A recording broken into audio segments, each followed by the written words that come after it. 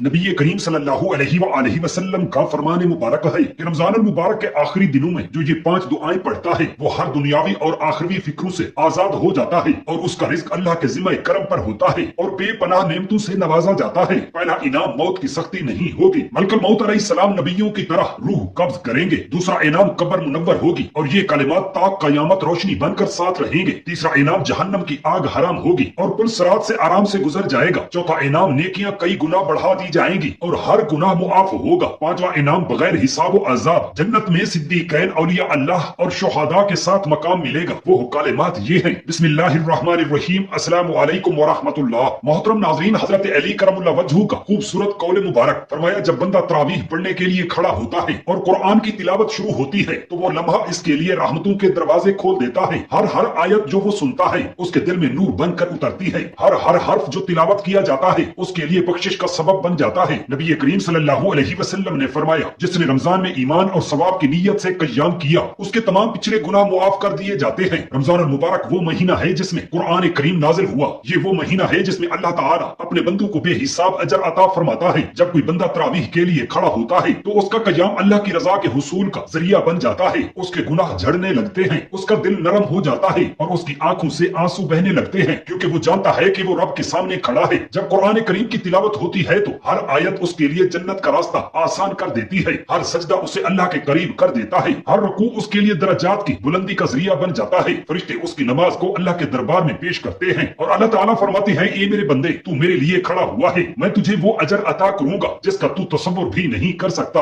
आखिरी इशरा आता है और दिल मजीद बेकरार हो जाता है, क्योंकि यही वो दिन है जिनमें लैलतुल कद्र पुशीदा है। वो रात जो हजारों महीनों से बेहतर है। वो रात जिसमें अल्लाह ताला की रहमत जमीन पर बरसती है। वो रात जिसमें फरिश्ते जमीन पर नाजिल होते हैं। वो रात जिसमें जो दुआ मांगी जाए कबूल हो जाती है। नबी करीम सल्लल्लाहु अलैहि वसल्लम ने फरमाया, जिसने लैलतुल कद्र में ईमान और एहतिसाब के साथ कयाम किया उसके तमाम पिछले गुनाह मुआफ कर दिए जाते हैं। वो खुश नसीब हैं जो इन आखिरी रातों में जागते हैं, जो कुरान करीम सुनते हैं, जो सजदों में गिड़गिड़ाते हैं, जो अपने रब से अपनी मगफिरत तलब करते हैं। यही वो रातें हैं जिनमें अल्लाह ताला अपने बंदों को दोज़ख से आजादी अता फरमाता है। यही वो रातें हैं जिनमें जन्नत के दरवाजे खोल दिए जाते हैं। जब बंदा तहज्जुद में खड़ा होता है, जब वो दुआ के लिए हाथ उठाता है, जब वो अपने रब के सामने रोता है तो अल्लाह ताला फरिश्तों से फरमाता है, देखो ये मेरा बंदा रात के इस पहर मुझे पुकार रहा है, मैंने इसकी दुआ कबूल कर ली, मैंने इसे बख्श दिया, मैंने इसे जन्नत अता कर दी। रमजान के आखिरी दिन करीब आते हैं और दिल गमगीन हो जाता है, क्योंकि रहमत का ये मौसम रुखसत होने लगता है। वो सजदे, वो कयाम, वो तरावीह की लज्जत, वो कुरान पाक की हलावत, वो दुआ की कबूलियत की घड़ियां सब खत्म होने को आती हैं। मगर खुश नसीब हैं वो लोग जो इन आखिरी लम्हात को भी गनीमत जानते हैं, जो इन आखिरी रातों को जाय नहीं करते, जो अल्लाह के हुजूर मजीद झुकते हैं, जो अपने गुनाहों की मुआफी मांगते हैं, क्योंकि यही वो लोग हैं जिनके लिए रमजान के जाते जाते जन्नत के दरवाजे खोल दिए जाते हैं। नबी पाक सल्लल्लाहु अलैहि वसल्लम ने हजरत आयशा रज़ियल्लाहु ताला अन्हा को एक दुआ सिखाई थी जो रमजान के आखिरी दिनों में खास तौर पर लैलतुल कद्र में पढ़नी चाहिए। अल्लाहुम्मा इन्नका अफ़ुव्व तुहिब्बुल अफ़्व फ़अफ़ु अन्नी। तर्जुमा, ये अल्लाह तू बहुत मुआफ करने वाला है, मुआफ करने को पसंद करता है, बस मुझे मुआफ फरमा। इसी तरह एक और दुआ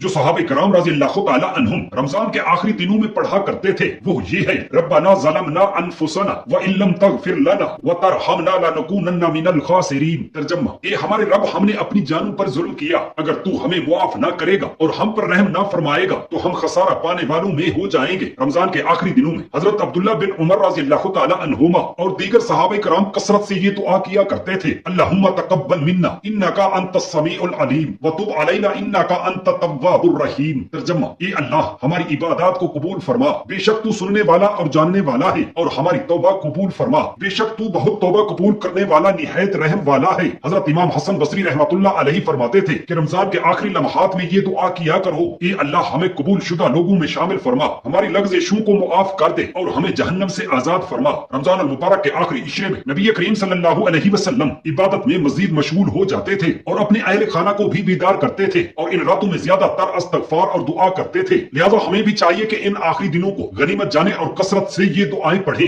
अस्तग़फिरुल्लाहल्लज़ी ला इलाहा इल्ला हुवल हय्युल क़य्यूम व अतूबु इलैह। तर्जुमा, मैं अल्लाह से बख्शिश तलब करता हूँ जो कि वाहिद माबूद है, जो जिंदा और कायम है, और मैं इसकी बारगाह में तौबा करता हूँ। ये दुआ भी कसरत से पढ़ना चाहिए, अल्लाहुम्मा अर्ज़ुक़नी हुस्नल खातिमा, ए अल्लाह मुझे अच्छे खात्मे की तौफीक अता फरमा ताकि मैं तेरी रजा के साथ दुनिया से रुखसत हूँ। ए अल्लाह, हमें रमजान के आखिरी दिनों में ज्यादा से ज्यादा इबादत करने और अपनी मगफिरत हासिल करने की तौफीक अता फरमा और हमें उन लोगों में शामिल फरमा जिन्हें तूने जहन्नम से आजादी अता फरमाई صحاب کہف کا واقعہ ایک نہایت ایمان افروز اور سبق آموز قصہ ہے جو قرآن کریم کی سورہ کہف میں بیان کیا گیا ہے۔ یہ واقعہ ان چند نوجوانوں کا ہے جو اپنے وقت کے ظالم بادشاہ اور کفر و شرک کے ماحول سے تنگ آ کر اللہ کی عبادت کے لیے ایک غار میں پناہ گزین ہو گئے تھے۔ یہ نوجوان ایک ایسی بستی میں رہتے تھے جہاں لوگ اللہ کے بجائے بتوں کی پوجا کرتے تھے اور بادشاہ بھی ظلم و جبر کے ساتھ لوگوں کو توحید سے روکتا تھا، مگر ان نوجوانوں کے دلوں میں ایمان کی شمع روشن ہو چکی تھی۔ وہ اللہ واحد پر ایمان لا چکے تھے اور شرک سے سخت نفرت کرتے تھے۔ جب بادشاہ کو معلوم ہوا کہ چند نوجوان اس کے بتوں کی پرستش سے انکار کرتے ہیں اور ایک اللہ کی عبادت کرتے ہیں تو اس نے انہیں دربار میں بلا کر اپنے دین کی طرف واپس آنے کو کہا، لیکن ان نوجوانوں نے صاف انکار کر دیا اور کہا کہ ہمارا رب صرف اللہ ہے اور ہم اس کے سوا کسی کی عبادت نہیں کریں گے۔ جب بادشاہ نے انہیں دھمکیاں دی اور قتل کرنے کا ارادہ کیا تو وہ اپنے ایمان کو بچانے کے لیے شہر سے نکل کر ایک غار میں جا چھپے۔ قرآن کریم میں اللہ تعالیٰ فرماتے ہیں، یعنی بے شک وہ چند نوجوان تھے جو اپنے رب پر ایمان لائے اور ہم نے ان کی ہدایت میں اضافہ کر دیا۔ اللہ تعالیٰ نے ان پر اپنی رحمت فرمائی اور انہیں نیند میں سلا دیا۔ ان کے ساتھ ان کا ایک کتا بھی تھا جو غار کے دہانے پر بیٹھا تھا۔ اللہ تعالیٰ نے ان پر گہری نیند طاری کر دی اور وہ 309 سال تک اسی حالت میں سوتے رہے۔ اللہ تعالیٰ فرماتا ہے، یعنی تم انہیں جاگتا ہوا سمجھو گے حالانکہ وہ سو رہے تھے اور ہم انہیں دائیں اور بائیں کروٹ دلاتے تھے، اور ان کا کتا غار کے دہانے پر اپنے بازو پھیلائے بیٹھا تھا۔ جب اللہ نے چاہا تو وہ بیدار ہوئے اور ایک دوسرے سے پوچھنے لگے کہ ہم کتنی دیر سوئے۔ ایک نے کہا شاید ایک دن یا آدھا دن، دوسرے نے کہا کہ اللہ ہی بہتر جانتا ہے کہ ہم کتنی دیر سوئے۔ پھر انہوں نے کہا کہ ہمیں کھانے کے لیے کچھ بھیجا جائے تاکہ ہمیں پتہ چلے کہ اب حالات کیسے ہیں۔ چنانچہ انہوں نے اپنے ایک ساتھی کو چاندی کے سکوں کے ساتھ شہر بھیجا۔ جب وہ شہر پہنچا تو دیکھا کہ سب کچھ بدل چکا تھا، لوگ اللہ کو ماننے لگے تھے اور وہ ظالم بادشاہ بھی مر چکا تھا۔ جب اس نوجوان نے کھانے کے لیے سکے نکالے تو لوگ حیران رہ گئے کیونکہ یہ سکے صدیوں پرانے تھے۔ یوں یہ راز کھلا کہ یہ وہی نوجوان ہیں جو 309 سال پہلے غار میں سوئے تھے۔ اللہ تعالیٰ نے ان کے ذریعے اپنی قدرت کا ایک عظیم الشان نشان ظاہر فرمایا تاکہ لوگ قیامت کے دن کے دوبارہ زندہ ہونے پر یقین کریں۔ پھر اللہ تعالیٰ نے انہیں واپس نیند میں سلا دیا اور ان کی روحیں قبض کر لی گئی۔ یہ واقعہ قیامت کے دن دوبارہ جی اٹھنے کی دلیل ہے کہ جس طرح اللہ نے ان نوجوانوں کو صدیوں بعد جگایا، اسی طرح قیامت کے دن بھی وہ تمام انسانوں کو زندہ کرے گا تاکہ وہ اپنے اعمال کا حساب دے۔ یہ واقعہ ہمیں سکھاتا ہے کہ اگر کوئی شخص ایمان پر ثابت قدم رہے اور اللہ کی راہ میں قربانی دینے کو تیار ہو تو اللہ تعالیٰ اس کی حفاظت فرماتا ہے اور اسے اپنے خاص فضل سے نوازتا ہے۔ حضرت عمر بن خطاب رضی اللہ تعالیٰ عنہ کا شمار ان جلیل القدر صحابہ میں ہوتا ہے جن کی زندگی عدل و انصاف، تقوی اور فقیری کا ایک حسین نمونہ تھی۔ وہ ہر وقت اپنی رعایا کی بھلائی کے لیے فکر مند رہتے تھے اور راتوں کو بھیس بدل کر مدینے کی گلیوں میں گشت کیا کرتے تھے تاکہ دیکھ سکیں کہ کہیں کوئی حاجت مند تو نہیں، کوئی بھوکا تو نہیں، کوئی مجبور تو نہیں۔ ایک رات حضرت عمر فاروق رضی اللہ تعالیٰ عنہ حسب معمول مدینے کی گلیوں میں جا رہے تھے کہ ایک خیمے سے بچوں کے رونے کی آواز سنی۔ آپ قریب گئے اور دیکھا کہ ایک عورت چولہے پر ہانڈی رکھے بیٹھی ہے اور بچے زارو قطار رو رہے ہیں۔ حضرت عمر نے آگے بڑھ کر پوچھا، بہن یہ بچے کیوں رو رہے ہیں؟ عورت نے جواب دیا، یہ بھوکے ہیں، کئی دنوں سے کھانے کو کچھ نہیں ملا۔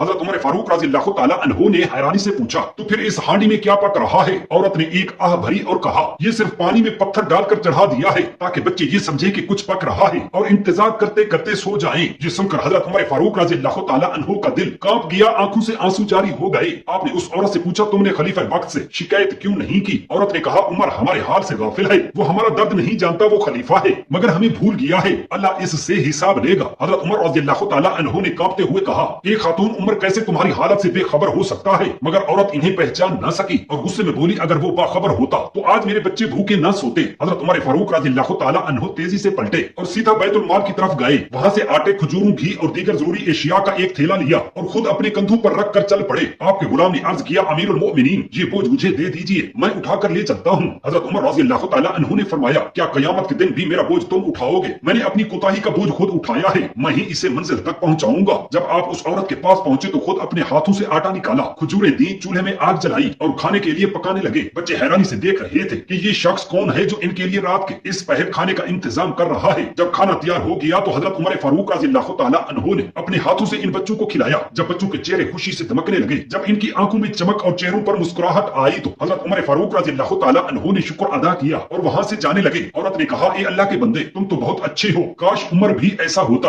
حضرت عمر رضی اللہ تعالیٰ عنہ نے محبت سے جواب دیا، بہن جب تم کل خلیفہ کے پاس جاؤ گی تو عمر کو ضرور معاف کر دینا۔ یہ کہہ کر وہ واپس پلٹ آئے۔ بعد میں کسی نے اس عورت کو بتایا کہ جس شخص نے تمہاری مدد کی وہ خود امیر المؤمنین حضرت عمر بن خطاب رضی اللہ تعالیٰ عنہ تھے۔ یہ سن کر عورت حیرت میں ڈوب گئی، آنکھوں میں آنسو آ گئے اور اس نے اللہ کا شکر ادا کیا کہ ایسا حکمران ملا جو خود بھوکوں کا حال جاننے آتا ہے۔ یہ واقعہ ہمیں سکھاتا ہے کہ حکمران کو اپنی رعایا کی فکر کرنی چاہیے، صاحب حیثیت کو غریبوں کے حال سے باخبر رہنا چاہیے اور ہمیں ایک دوسرے کی مدد کرنی چاہیے۔ حضرت ابو بکر صدیق رضی اللہ تعالیٰ عنہ کا شمار ان صحابہ میں ہوتا ہے جن کی زندگیاں سراپا ایثار، قربانی اور حسین امتزاج تھیں۔ وہ خلیفہ وقت ہونے کے باوجود نہایت سادہ زندگی بسر کرتے تھے، ایک بار حضرت عمر فاروق رضی اللہ تعالیٰ عنہ نے دیکھا کہ حضرت ابو بکر صدیق رضی اللہ تعالیٰ عنہ ہر روز فجر کی نماز کے بعد مدینے سے باہر ایک طرف نکل جاتے ہیں اور کچھ دیر بعد واپس آتے ہیں۔ حضرت عمر رضی اللہ تعالیٰ عنہ کو تجسس ہوا کہ آخر خلیفہ رسول صلی اللہ علیہ وسلم روزانہ کہاں جاتے ہیں۔ ایک دن وہ چپکے سے ان کے پیچھے چل پڑے اور دیکھا کہ حضرت ابو بکر رضی اللہ تعالیٰ عنہ مدینے سے کچھ فاصلے پر ایک خستہ حال جھونپڑی میں داخل ہوئے۔ کچھ دیر بعد باہر آئے اور واپس مدینہ کی طرف چل دیے۔ حضرت عمر فاروق رضی اللہ تعالیٰ عنہ نے دروازہ کھٹکھٹایا، اندر سے ایک نحیف اور کمزور آواز آئی، کون؟ حضرت عمر رضی اللہ تعالیٰ عنہ نے اندر جا کر دیکھا کہ ایک نابینا بوڑھی عورت بیٹھی ہے اور اس کے ساتھ چھوٹے چھوٹے یتیم بچے موجود ہیں۔ حضرت عمر رضی اللہ تعالیٰ عنہ نے پوچھا، اماں یہ جو شخص ابھی آپ کے ہاں آیا تھا یہ کون ہے؟ بوڑھی عورت نے جواب دیا، بیٹا میں نہیں جانتی، یہ روز آتا ہے، میرے گھر کی صفائی کرتا ہے، میرے لیے کھانے کا بندوبست کرتا ہے، میرے بچوں کے کپڑے دھوتا ہے اور پھر چلا جاتا ہے۔ حضرت عمر رضی اللہ تعالیٰ عنہ نے حیرانی سے پوچھا، اماں کیا آپ کو معلوم ہے کہ یہ شخص کون ہے؟ بوڑھی عورت نے کہا، نہیں بیٹا میں نہیں جانتی، یہ کوئی اللہ کا نیک بندہ ہے۔ حضرت عمر رضی اللہ تعالیٰ عنہ کی آنکھوں میں آنسو آ گئے اور آواز بھرا گئی، وہ جذبات پر قابو نہ پا سکے اور روتے ہوئے کہا، اے ابو بکر تم نے اپنے بعد آنے والوں کے لیے خدمت خلق کی ایسی مثال قائم کر دی کہ کوئی تمہاری برابری نہیں کر سکے گا۔ یہ واقعہ حضرت ابو بکر صدیق رضی اللہ تعالیٰ عنہ کے بے لوث جذبہ خدمت خلق کا ایک ایسا عظیم نمونہ ہے جو قیامت تک آنے والے ہر حکمران اور صاحب حیثیت شخص کے لیے مشعل راہ ہے۔ حضرت علی المرتضیٰ کرم اللہ وجہہ جو کہ نبی کریم صلی اللہ علیہ وسلم کے چچا زاد بھائی اور داماد تھے، اپنی بہادری، علم اور عدل و انصاف میں بے مثال تھے۔ آپ کی زندگی کا ہر لمحہ زہد و تقویٰ سے بھرا ہوا تھا۔ ایک دن حضرت علی رضی اللہ تعالیٰ عنہ کسی کام سے جا رہے تھے کہ راستے میں ایک بوڑھا شخص ملا جو لاٹھی کے سہارے آہستہ آہستہ چل رہا تھا۔ حضرت علی رضی اللہ تعالیٰ عنہ نے اسے دیکھا تو قریب جا کر فرمایا، اے بزرگ کیا میں آپ کی مدد کر سکتا ہوں؟ بوڑھے شخص نے کہا، بیٹا میں ایک مسافر ہوں اور بہت کمزور ہو چکا ہوں، میرے پاس کھانے پینے کا کوئی سامان نہیں ہے اور نہ ہی میری دیکھ بھال کرنے والا کوئی ہے۔ حضرت علی رضی اللہ تعالیٰ عنہ یہ سن کر بہت متاثر ہوئے اور اس بوڑھے کو اپنے ساتھ گھر لے گئے۔ آپ نے اپنی زوجہ حضرت فاطمہ الزہرا رضی اللہ تعالیٰ عنہا سے فرمایا کہ ہمارے پاس جو کچھ ہے وہ اس مہمان کے لیے لے آؤ۔ حضرت فاطمہ رضی اللہ تعالیٰ عنہا نے فرمایا کہ گھر میں صرف 3 روٹیاں ہیں اور حسن حسین بھی بھوکے ہیں۔ حضرت علی رضی اللہ تعالیٰ عنہ نے فرمایا کہ کوئی بات نہیں، ہم اللہ کے مہمان کو کھلائیں گے، اللہ ہمیں اس کا اجر عطا فرمائے گا۔ حضرت فاطمہ رضی اللہ تعالیٰ عنہا نے 3 روٹیاں اس بوڑھے کے سامنے رکھ دی اور خود پانی پی کر سو گئے۔ حضرت علی رضی اللہ تعالیٰ عنہ اور ان کے بچوں نے بھی بھوکا رہنا گوارا کر لیا، مگر اس مہمان کو شکم سیر کیا۔ جب صبح ہوئی تو نبی کریم صلی اللہ علیہ وسلم حضرت علی رضی اللہ تعالیٰ عنہ کے دروازے پر تشریف لائے اور فرمایا، اے علی اللہ تمہارے اس عمل سے بہت راضی ہوا ہے اور اس کے بدلے میں جنت کی خوشخبری دے رہا ہے۔ یہ سن کر حضرت علی رضی اللہ تعالیٰ عنہ کی آنکھوں میں آنسو آ گئے اور وہ سجدہ شکر میں گر گئے۔ یہ واقعہ ہمیں سکھاتا ہے کہ مہمان نوازی اور ایثار کتنا عظیم عمل ہے۔ اللہ تعالیٰ اپنے بندوں کے چھوٹے چھوٹے نیک اعمال کو بھی کس طرح پسند فرماتا ہے۔ ہمیں بھی چاہیے کہ ہم دوسروں کی مدد کریں، ان کے ساتھ حسن سلوک کریں اور اپنے حصے کا رزق دوسروں کے ساتھ بانٹنے کی عادت ڈالیں تاکہ اللہ تعالیٰ ہم پر اپنی رحمتیں نازل فرمائے۔ ہمیں بھی چاہیے کہ اپنی زندگی میں دوسروں کی مدد کریں اور اللہ کے بندوں کی خدمت کو اپنا شعار بنائیں تاکہ دنیا اور آخرت میں کامیابی نصیب ہو۔ اللہ ہمیں بھی ایسے ہی دل رکھنے کی توفیق عطا فرمائے جو دوسروں کے درد کو محسوس کریں۔ آمین یا رب العالمین۔ جزاک اللہ خیرا کثیرا۔